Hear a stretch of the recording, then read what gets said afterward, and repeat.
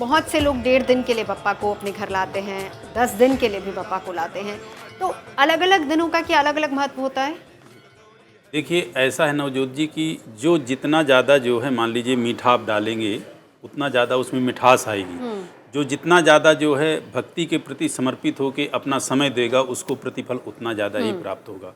वैसे तो इसका नियम है कि गणेश चतुर्थी से लेके और अनंत चतुर्दशी तक जो है गणपति की आराधना करनी चाहिए, और ये 10 दिन का 11 दिन का उनका विशेष उत्सव का दिन होता है और विशेष उनकी कृपा प्राप्त करने का होता है।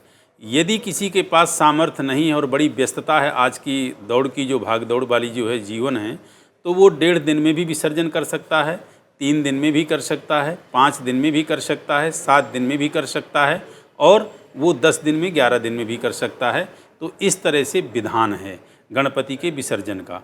अब ये जो हमारे अलग अलग दिन हैं, मान लीजिए कि जैसे पहले दिन हम प्रतिष्ठा करते हैं, तो दूसरे दिन व्यक्ति को क्या करना चाहिए, तीसरे दिन क्या करना चाहिए, चौथे दिन क्या करना चाहिए।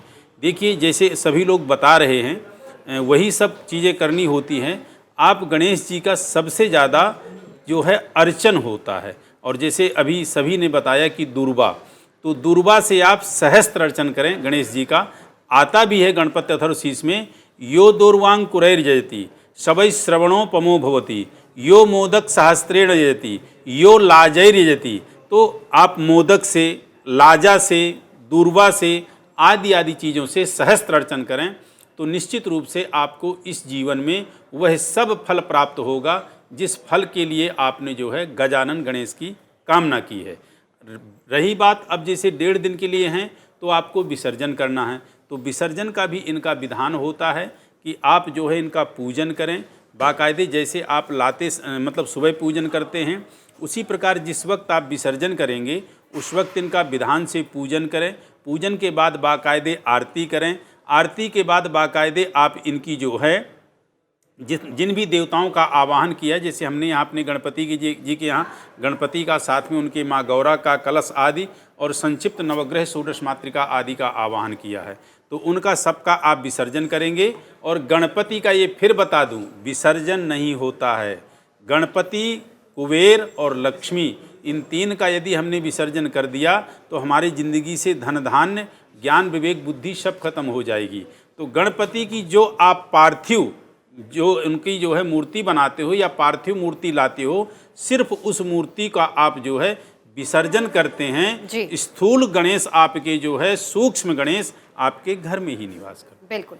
प्रतीक जी, आपके पास आते हैं अब, क्योंकि हम सीधा उपायों पर आएंगे। 6 राशियां, उनके लिए कैसा है समय, वो तो हमें नितिशा जी ने बताया, लेकिन इन 6 के लिए एक छोटा छोटा सा उपाय जो ये कर सकते हैं अपनी कुंडली में बुध को भी मजबूत करने के लिए और बप्पा की कृपा पाने के लिए। तो मेष लग्न, मेष राशि वालों, तृतीय और छठे भाव को देखते हैं, पराक्रम के भाव से लेकर नौकरी तक के।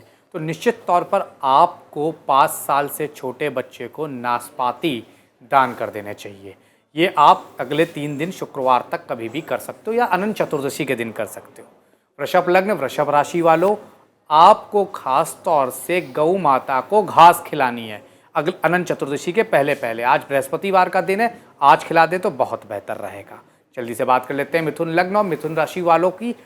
मीठे का दान करना है, पिस्ता की मिठाई गणेश जी को चढ़ानी है। आपकी जो भी समस्या है खत्म हो जाएगी, क्योंकि आपके लग्न, आपके जीवन, आपके स्वास्थ्य और आपके चतुर्थ भाव को, घर गाड़ी बंगले को पे राज करते हैं गणपति देव, तो निश्चित तौर पर उसमें लाभ मिलेगा। अब बात कर लेते हैं कर्क लग्न और कर्क राशि वालों। तो कर्क लग्न, कर्क राशि, विदेशों से चीज़ें अगर रुक रही हैं तो आपको विधारा की जड़ धारण कर लेनी है। शुक्रवार, शनिवार या संडे के दिन आने वाले अपने माली से मंगवा लीजिए, लाभ मिलेगा। सिंह लग्न, सिंह राशि वालों, आप निश्चित तौर पर एक छोटा सा बस उपाय करना है, अमरूद बंदरों को खिला दीजिएगा, निश्चित तौर पर लाभ मिलेगा। और इस दौरान वैसे भी क्योंकि बुध जो हैं सूर्य और केतु के साथ हैं, थोड़ी प्रॉब्लम में है, तो बंदरों को अमरूद खिलाना किसी भी दिन खिला सकते हैं, अनंत चतुर्दशी के पहले लाभ मिलेगा। कन्या लग्न, कन्या राशि वालों, पत्तों का दान, चाहे वो आम के ही पत्ते क्यों ना हो, किसी मंदिर में जाके निश्चित तौर पर आप चढ़ा दीजिए, आपको लाभ मिलेगा। चलिए आगे बढ़ते हैं। तो राशियों की बात की, नंदिता जी आपके पास आते हैं अब, क्योंकि बप्पा जो हैं बल बुद्धि के दाता हैं, बच्चों के लिए बहुत इंपॉर्टेंट हो जाता है ऐसे समय में कि उनकी आराधना करें। तो खास तौर पर अगर किसी को कोई विद्यार्थी है या फिर बच्चे हैं जिनको अपनी स्टडीज के लिए बापा की कृपा चाहिए, तो उनके लिए विशेष तौर पर आप क्या उपाय बताएंगी? जी, बहुत सुंदर प्रश्न है आपका और ये बहुत ही सुंदर समय है जिस समय आप उपाय करते हैं तो आपको उसको बहुत अच्छे रिजल्ट्स मिलते हैं। और सबसे प्रथम आपने क्या करना है, क्योंकि गणपति जो थे वो माता पार्वती के जो हल्दी का उपटन था उससे उनकी पैदाइश हुई थी। तो हल्दी आपने लेनी है, कच्ची हल्दी आप लीजिए या हल्दी सूखी गांठ लीजिए, उसको पीस लीजिए और उसका जो एक पाउडर बनता है उसको आपने रखना है कटोरी में, और उसके ऊपर आपने एक रखनी है सुपारी। सुपारी भी गणपति का प्रतीक होते हैं। उसके ऊपर आपने सिंदूर डालना है और सिंदूर डाल करके आपने 21 बार ओम गण गणपते नमः इस मंत्र का जप कर आपने सिंदूर डालते जाना है। तो जितनी बार आप डालेंगे आप ओम गण गणपते नमः का स्मरण करेंगे, अपनी किताबों का स्मरण करेंगे, अपने जो भी आपकी एकेडमिक लेवल है उसका स्मरण करेंगे और गणपति का आशीर्वाद मांगेंगे कि जिस तरह की तीक्ष्ण बुद्धि आपकी है, जिस तरह की नॉलेज और विजडम आपकी है, वो सारी आपकी प्रॉपर्टीज मेरे पास आ जाए, मेरे ऊपर भी आ जाए आपकी कृपा से। उसके बाद आपने क्या करना है कि जब ये अनंत चतुर्दशी खत्म हो जाती है तो उसके पश्चात आपने वो कटोरी लेनी है, आपने सुपारी को विसर्जित कर देना है और कटोरी को आपने में जो हल्दी है उसका जो बच्चे हैं वो टीका रोज अवश्य लगाएं और माथे में और कंठ में और नाभि पे इस टीके को लगाएं। आप देखेंगे कि जो भी आपकी डिसबैलेंस हो रहा है, थॉट आपका डाइवर्जन हो रहा है, इधर उधर मन नहीं लगता, होता नहीं कि अच्छा फोन उठा लूं, मैसेजेस देख लूं, ये सारी चीजें आपकी हटनी शुरू हो डिस्ट्रैक्शन जाएंगी। कम होंगी। फोकस, यस, फोकस आना शुरू हो जाएगा, कंसंट्रेशन आना शुरू हो जाएगा, बुद्धि तेज हो जाएगी। और ये बहुत सरल सा उपाय है, इस उपाय को अवश्य करिए। और गणपति, लक्ष्मी एंड सरस्वती, ये तीन की एक साथ मूर्तियां आती हैं, उस मूर्ति को आप अपने स्टडी टेबल पर स्थापित करें और उनका रोजाना उनका पूजा आह्वान करें। आप देखेंगे कि जो भी समस्याएं आपकी वो सारी आपकी खत्म होंगी।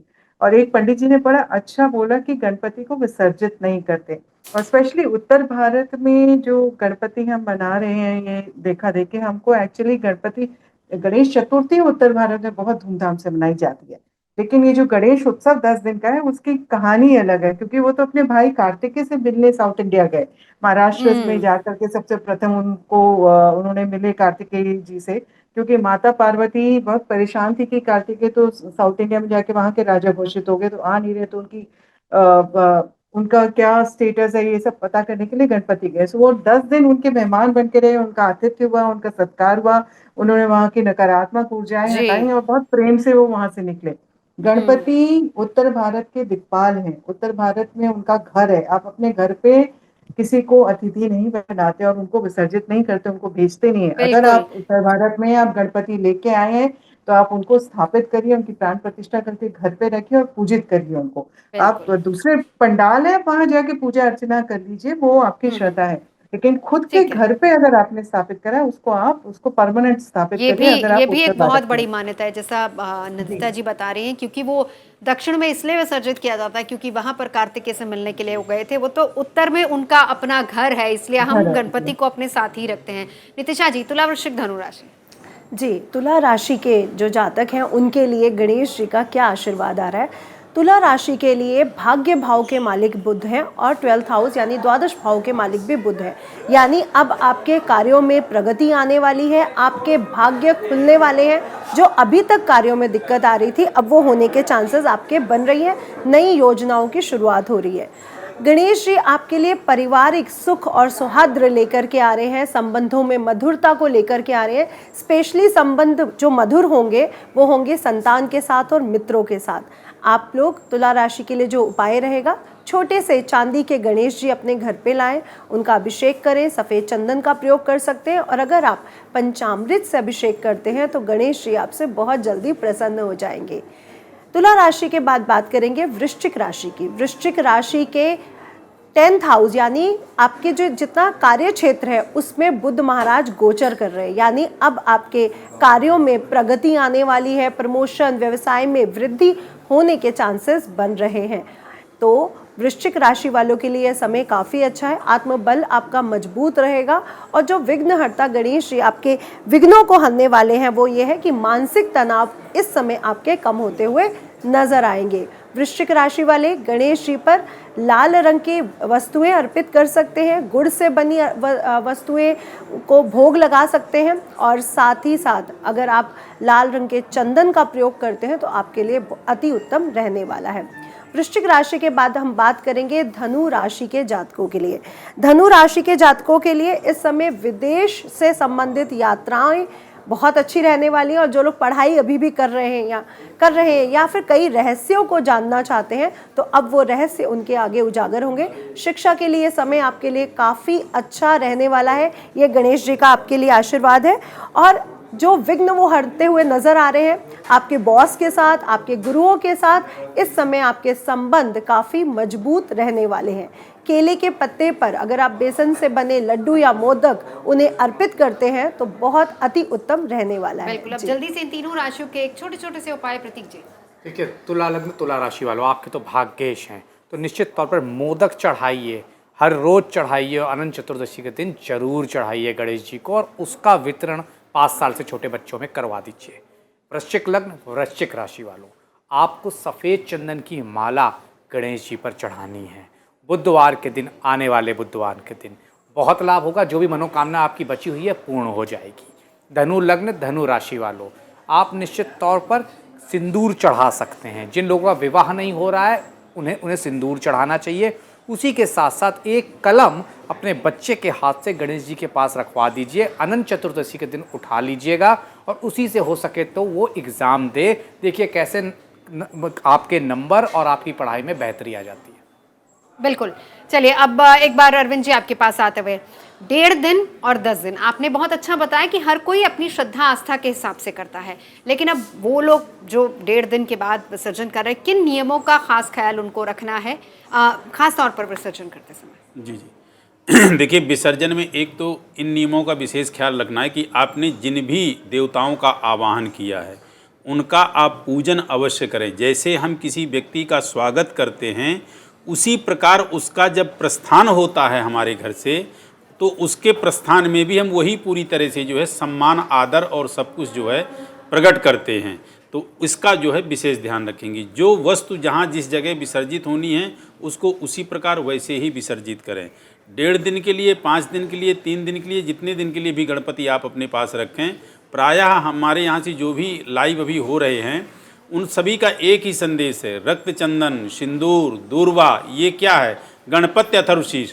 तो देखिए, भगवान गणपति को दूर्वा, भगवान गणपति को रक्त चंदन, भगवान गणपति को सिंदूर, भगवान गणपति को मोदक, भगवान गणपति को यथा श्रद्धा जो आप जाप कर सकते हैं ये अवश्य करें। गणपति बैठाने मात्र से मनोकामना पूर्ण नहीं होगी, उनकी आप सेवा करें। उनके प्रति श्रद्धा, निष्ठा, समर्पणता के साथ जब आप उनके नाम का जप करेंगे तभी आपके मनोरथ वो पूर्ण करेंगे। क्यों? कलौ चंडी विनायकौ, कलयुग में 2 देवता जो है शीघ्रात शीघ्र मनोकामना पूर्ण करते हैं। कलौ माने कलयुग, चंडी माने दुर्गा, विनायक माने गणेश। तो दुर्गा और गणेश की पूजा करने के उसमें आपको जो फल प्राप्त हो तत्क्षण मिलेगा, तत्काल मिलेगा। और गणनायक और चंडी दोनों का जो है अपने आप में जो है विशिष्ट महत्व है। तो विसर्जन आप इस तरह से ऐसे करें और उसमें किसी तरह की कोई भूल चूक ना करें। और क्षमा याचना में आप यदि कोई भी मंत्र नहीं बोल पाते हैं तो इस तरह से जरूर हाथ जोड़ के कहें कि हे प्रभु, आपके ना आगमन का हमें जो है ज्ञान है, कैसे आपका हम आवाहन करें, और हे प्रभु ना आपके हमें प्रस्थान का ज्ञान है। मैंने जिस तरह से, जिस भाव से, जिस श्रद्धा से आपकी नाम लिया, आपकी भक्ति की, आप मुझ पे अपनी आशीष और कृपा बना के रखिए। बिल्कुल। चलिए अगली 3 राशियां, आखिरी 3 राशियां बची हैं नितिशा जी। जी, अब हम बात कर लेते हैं मकर राशि वालों के लिए। मकर राशि के लिए तो बुध ग्रह की स्थिति काफ़ी मजबूत होती हुई नजर आ रही, यानी कड़ी मेहनत का फल अब आपको मिलने लगा है, मिलने वाला है। ये गणेश जी का आपके लिए आशीर्वाद आ रहा है। और विघ्नहर्ता आपके कौन से विघ्न हरते हुए नजर आ रहे हैं? तो मकर राशि के लिए आर्थिक संकट अब आपका दूर होता हुआ नजर आ रहा है। इस समय गणेश जी को केथा, काले तिल से बने लड्डू या काला तिल भी अगर आप अर्पित कर देते हैं तो आपके लिए बहुत अच्छा रहेगा। शमी पत्र अर्पित करना उन्हें बिल्कुल भी ना भूलें। कर्क राशि वालों की बात कर लेते हैं, कुंभ राशि वालों की बात कर लेते हैं। कुंभ राशि वालों के लिए जो आशीर्वाद गणेश जी का आ रहा है, आपको इस समय मित्रों का, बॉस का सहयोग मिलेगा। आपकी जो नेटवर्किंग है वो बढ़ेगी। आपके कनेक्शंस जो हैं वो बिल्ड होते हुए नजर आ रहे हैं और उनसे आपको फायदा पहुंचता हुआ भी नजर आ रहा है। आपको विघ्नहर्ता गणेश जी आपके दाम्पत्य जीवन में सुधार आने वाला है, सुधार लाते हुए नजर आ रहे हैं। ये आपके लिए विघ्नहर्ता गणेश जी का आशीर्वाद है। आपने गणेश जी को पहला जो उपाय बहुत महत्वपूर्ण है कुंभ राशि वालों के लिए, 8 बार गणेश अथर्वशीर्ष का पाठ करना बिल्कुल भी ना भूलें और गन्ने का भोग गणेश जी को जरूर अर्पित करें। अगली राशि है मीन राशि, और मीन राशि के लिए भी बात कर लेते हैं। आशीर्वाद जो आ रहा है आध्यात्मिक उन्नति के साथ आपके जीवन से जितना भी संघर्ष है वो भी दूर होता हुआ नजर आ रहा है। मन आपका शांत रहेगा और विघ्नहर्ता गणेश जी का आपके लिए जो आशीर्वाद है, सभी समस्याएं आपकी दूर होती हुई नजर आ रही है। अब आपकी समस्याएं, जो छोटी छोटी समस्याओं से आपके कार्य रुक रहे थे, वो दूर होंगे। आपके लिए जो उपाय रहेगा वो ये रहेगा, जो केसर युक्त प्रसाद है, केसर युक्त मोदक है, वो अगर केले के पत्ते पर रखकर आप उनको भोग लगाते हैं तो अति उत्तम रहने वाला है। चलिए, इन तीनों राशि वालों के लिए एक छोटा छोटा सा उपाय आखिर में। प्रतीक जी, देखिए, मकर लग्न और मकर राशि वालों की बात करें, आपके निर्णायक ग्रह हैं, तो अक्षत से कहीं ना कहीं उनका भोग लगाइए, अक्षत जरूर चढ़ाइए और ओम गण गणपत्य नमः इसका पाठ करिए। कुंभ लग्न कुंभ राशि वालों, आपको अनंत चतुर्दशी के पहले शमी का पौधा अपने घर के बाहर लगाना है। अगर फ्लैट में रहते हैं तो कहीं नीचे गार्डन में लगा दीजिए और गणेश रक्षा स्तोत्र का पाठ कर लीजिए। मीन लग्न मीन राशि वालों, निश्चित तौर पर आपके लिए बहुत मुफीद नहीं माने जाते हैं, अच्छे नहीं माने जाते हैं, तो आपको गेंदे का फूल इसीलिए लगातार चतुर्दशी तक चढ़ाना है या अनंत चतुर्दशी के दिन चढ़ा दीजिएगा और उस दिन गणेश चालीसा का पाठ कर लीजिएगा। अगर आप मुझसे जुड़ करके अपनी समस्याओं का समाधान चाहते हैं और चाहते हैं कि आपकी समस्याओं को ज्योतिष के माध्यम से सुलझाया जाए, तो आप हमसे संपर्क कर सकते हैं, जुड़ सकते हैं एस्ट्रो तक पर।